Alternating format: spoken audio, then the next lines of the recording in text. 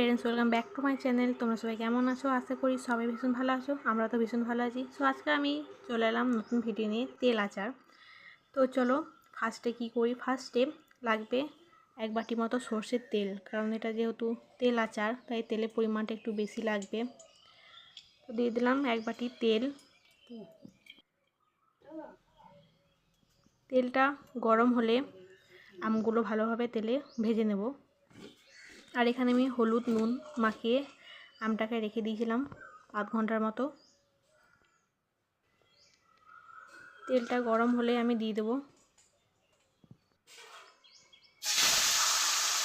তো এবার আমগুলোকে ভেজে নেব তেলে, সবগুলোই দিয়ে দেবো। আমের পরিমাণ থেকে তেলের পরিমাণটা একটু বেশি লাগবে।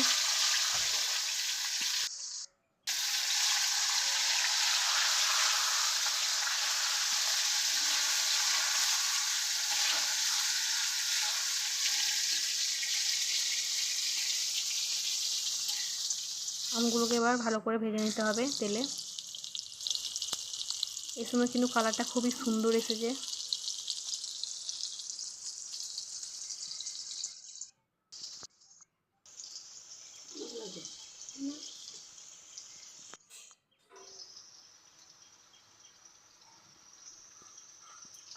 এবার দিয়ে দেবো পরিমাণ মতো লবণ।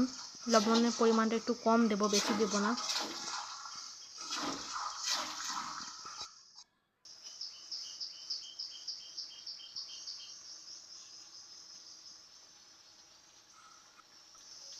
এবার দিয়ে দেবো একটু গুড়,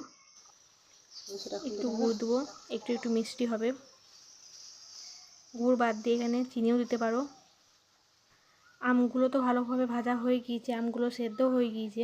এবার আমি ওপর থেকে দিয়ে দেবো ভাজা মশলা। এই ভাজা মশলাতে ছিল লঙ্কা, মৌরি, 5 ফোড়ন, গোটা জিরে, এই কটাই মশলা ছিল। ভালোভাবে ভেজে তারপর গুঁড়ি করে নিয়েছি। আর একদম গুঁড়ি করে নিয়েছি না, একদম হালকা হালকা গোটা গোটা আছে মশলাগুলো, তাহলে কি না আচারটা খেতে ভালো লাগবে আর টেস্টি হবে।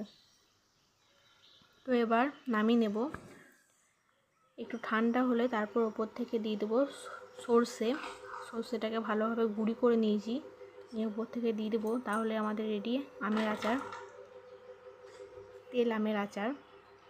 তো তোমাদের ভিডিওটা কেমন লাগলো অবশ্যই কমেন্টে জানিও। একটা লাইক করে দিও। আমার চ্যানেলটাকে যারা সাবস্ক্রাইব করোনি তারা প্লিজ সাবস্ক্রাইব করে দিও। দেখা হচ্ছে নিউ রেসিপিতে।